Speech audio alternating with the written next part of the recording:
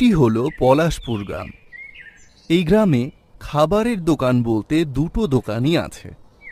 এক হলো ভোলার বিরিয়ানি, আরেকটি দোকান হলো কালুর ভাতের হোটেল। কিন্তু দিন দিন যেন গ্রামের মানুষরা ভাত ছেড়ে বিরিয়ানি খেতে বেশি পছন্দ করছে। এর কারণ হলো ভোলার বানানো বিরিয়ানি, যা গ্রামে খুব বিখ্যাত। আরে ভোলা, আমাকে কি এবার বিরিয়ানিটা দিবি নাকি এইভাবে দাঁড় করিয়ে রাখবি? এইদিকে যে বিরিয়ানির গন্ধ নাকে যেতেই আর তর সইছে না। হ্যাঁ হ্যাঁ দাদা, সবাই পাবেন, আপনারা চিন্তা করবেন না। একটু দাঁড়ান, অনেক বিরিয়ানি আছে এখনো।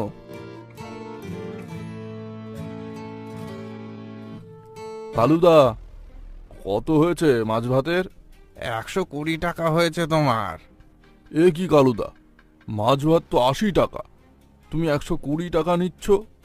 দেখো বাপু, জিনিসপত্রের যা দাম বেড়েছে, এর কমে আমি দিতে পারবো না। না কালুদা, দিন দিন তুমি যা দাম বাড়াচ্ছ, তোমার হোটেলে আর খাওয়া যাবে না। আর এখন তো তোমার হোটেলের কোনো কিছুই মনে হয় না যে টাটকা, সবই মনে হয় বাসি। মাছটাও কেমন বাসি ছিল। আর এত দাম দিয়ে তোমার হোটেলে মাছ ভাত খাওয়াচ্ছে, ভোলার বিরিয়ানি খাওয়া অনেক ভালো। এই নাও তোমার টাকা, আর আমি কালকে থেকে আসবো না। ধুর ধুর, এমনি দোকানে সেল নেই, তার মধ্যে আবার কম দামে খাবার খোঁজে লোকে। কম দামে দেব কি করে? এদিকে দিন দিন ভোলার দোকানে কাস্টমার বেড়েই চলেছে। এবার মনে হচ্ছে আমাকেও ভাতের হোটেল তুলে দিয়ে বিরিয়ানি বিক্রি করতে হবে। কারণ যা দেখছি, মানুষ এখন ভাতের থেকে বিরিয়ানি বেশি ভালোবাসে। কিন্তু ভোলার দোকানের যা সুনাম, আমি যদি বিরিয়ানি বিক্রি করি, মানুষ কি আমার দোকানে বিরিয়ানি খেতে আসবে ভোলার দোকান ছেড়ে? হ্যাঁ, একটা ভালো বুদ্ধি আছে আমার মাথায়। এইটা করলে হয়তো ভোলার দোকানের কাস্টমার সবাই আমার কাছে খেতে আসবে।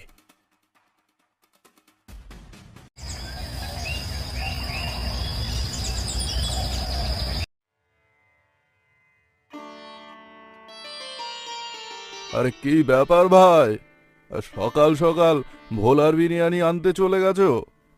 আরে না না ভাই, এটা ভোলার বিরিয়ানি না, এটা কালুর দোকানের বিরিয়ানি। সে কি বলছো ভাই?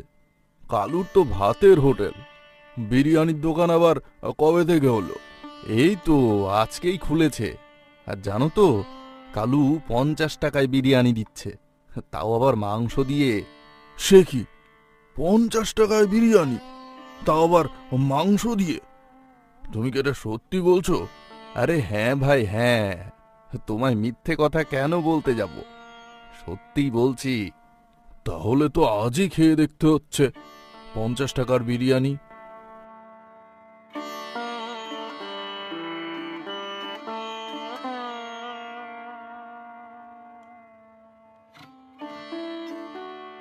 কি হলো ব্যাপারটা, কিছুই তো বুঝতে পারছি না। এই গ্রামে আমার বিরিয়ানি সব থেকে বিখ্যাত, কিন্তু এত ভালো করে বিরিয়ানি করার পরও আমি 100 টাকা দিয়ে বিক্রি করে খুব একটা লাভ করতে পারি না। কিন্তু কালু 50 টাকায় কি করে বিরিয়ানি দিচ্ছে? এটাও কি সম্ভব? দাদা বাবু, আমার মনে হচ্ছে কালু কিছু একটা করছে, যার কারণে ও 50 টাকায় বিরিয়ানি দিতে পারছে। হ্যাঁ, সে তো বুঝতেই পারছি, জিনিসের যা দাম, এখনকার বাজারে 50 টাকায় মাংস দিয়ে বিরিয়ানি দেয়া অসম্ভব ব্যাপার। কালু নিশ্চয়ই কোনো কিছু একটা করছে।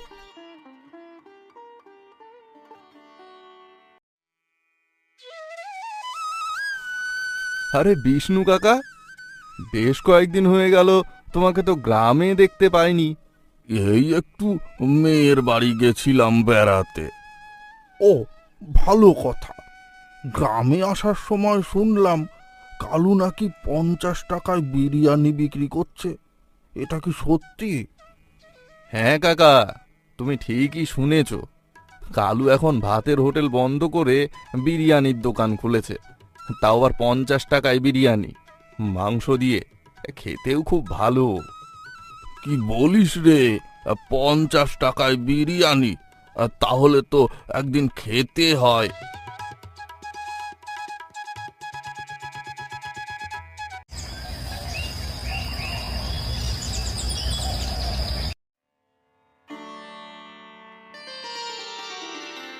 তাহলে কালু, শুনলাম তুই নাকি 50 টাকায় বিরিয়ানি দিচ্ছিস, আর তাও আবার মাংস দিয়ে। হ্যাঁ গো বিষ্ণু কাকা, তুমি ঠিকই শুনেছ। এটা দেব নাকি 1 প্লেট? হ্যাঁ রে কালু, তার জন্যই তো আমি এসেছি তোর কাছে বিরিয়ানি খেতে।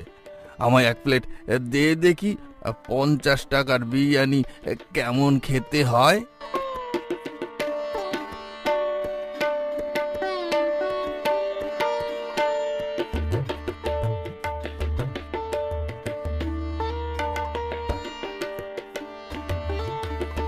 তা বিষ্ণু কাকা, বলো কেমন খেলে আমার বিরিয়ানি?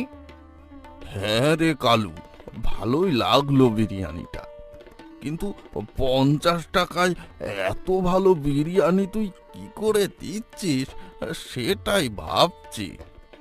না গো বিষ্ণু কাকা, আসল ব্যাপারটা হলো আমি খুব অল্প লাভে বিরিয়ানি বিক্রি করি, যাতে আমাদের গ্রামের সবাই বিরিয়ানি খেতে পারে। তার কয়েকদিন পর বিষ্ণু কাকার এক বিয়ে বাড়ি থেকে ফিরতে ফিরতে অনেক রাত হয়ে যায়। বিষ্ণু কাকা যখন গ্রামের মধ্যে ঢুকে পড়ে, তখন বিষ্ণু কাকা দেখতে পায় এক ব্যক্তি চাদর মুড়ি দিয়ে হেঁটে চলেছে। আরে, এত রাত্রিবেলায় ওটা কে যায়? আবার চোর না তো? গ্রামের মানুষ তো সন্ধে হলে শুয়ে পড়ে, এত রাত্রিবেলা তো কেউ বাইরে বেরোবে না। যাই তো, পেছন পেছন দেখি তো কে ওটা। এই বলে বিষ্ণু কাকা তার পিছু নিতে শুরু করে। কিছু দূর যাবার পর বিষ্ণু কাকা দেখে ওই ব্যক্তিটি গ্রামের মুরগির ফার্মের সামনে গিয়ে দাঁড়ায়। তার কিছুক্ষণ পর একটি ব্যক্তি ফার্ম থেকে বেরিয়ে আসে ও তার হাতে রয়েছে কিছু মরা মুরগি।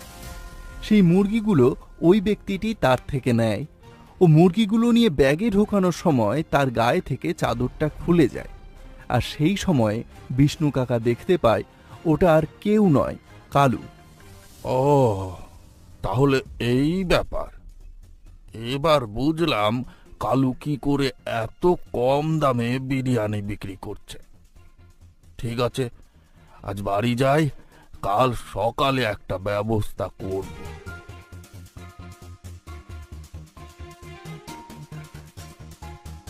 আরে কালু, আমায় 1 প্লেট বিরিয়ানি দে তো।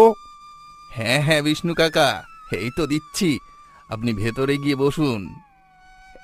এই নিন বিষ্ণু কাকা, আপনার বিরিয়ানি। আরে ও কালু, কোথায় যাচ্ছিস? এই, এখানে একটু আয় তো বাবা। হ্যাঁ বিষ্ণু কাকা, বলুন আর কি লাগবে? না না, আর কিছু লাগবে না, তোর সাথে একটু কথা আছে কালু। আচ্ছা, তুই কি তোর বিরিয়ানি কখনো খেয়ে দেখেছিস যে তুই কত ভালো বিরিয়ানি বানাস? না কাকা, কখনো খাওয়া হয়নি, তবে আপনারা যে আমার সুনাম করেন বিরিয়ানির, তো এতেই বোঝা যায় আমার বিরিয়ানি খুব ভালো। হ্যাঁ, সে তো বটেই, তোর বিরিয়ানি খুব ভালো, কিন্তু তোর বিরিয়ানি তুই নিজেই কখনো খেয়ে দেখিসনি। তাহলে এক কাজ কর, আজ আমার সাথে একটু বিরিয়ানি খা, টাকা না হয় আমিই দেব। না কাকা, দেখতেই তো পাচ্ছেন দোকানে এত ভিড়, এখন বিরিয়ানি খেতে গেলে অনেক দেরি হয়ে যাবে, আমি খাবো। কালু, ওসব নিয়ে তোকে ভাবতে হবে না, আগে তুই খা, তারপরে ওদেরকে দিবি। না না না, তুমি খাও, আমি খাবো না। কালু, সবার সামনে কি তুই সত্যি কথাটা বলবি, না আমি বলে দেব সবাইকে? সত্যি কথা মানে? ঠিক বুঝলাম না বিষ্ণু কাকা। আচ্ছা ঠিক আছে, তাহলে আমি বুঝিয়ে দিচ্ছি পুরোটা। ওহে, তোমরা সবাই শোনো। তোমরা কি জানো কালু এত কম দামে কি করে বিরিয়ানি খাওয়াচ্ছে তোমাদেরকে? আসলে কালু আমাদের গ্রামের ফার্ম থেকে কম দামে মরা মুরগি কিনে এনে সেই মুরগি দিয়ে বিরিয়ানি করে খাওয়াচ্ছে। এসব কি বলছো তুমি? তুমি রীতিমতন আমার দোকানের বদনাম করছো। আর তুমি যেসব বলছো, তোমার কাছে কি কোনো প্রমাণ আছে? ও, এখনো তোর প্রমাণ চাই? তাহলে তুই সত্যিটা নিজে স্বীকার করবি না, তাই তো? আচ্ছা, দিচ্ছি তোকে প্রমাণ আমি। মধু, ভেতরে আয় তো। মধু ভেতরে এসে সবার সামনে সব সত্যি কথা খুলে বলে। তা শুনে গ্রামের লোকজন ক্ষেপে যায়। ও কালুর দোকান ভেঙে দেয় আর কালুকে গ্রাম থেকে তাড়িয়ে দেয়। তারপর থেকে রীতিমতন আবার সবাই ভোলার দোকানে বিরিয়ানি খেতে শুরু করে।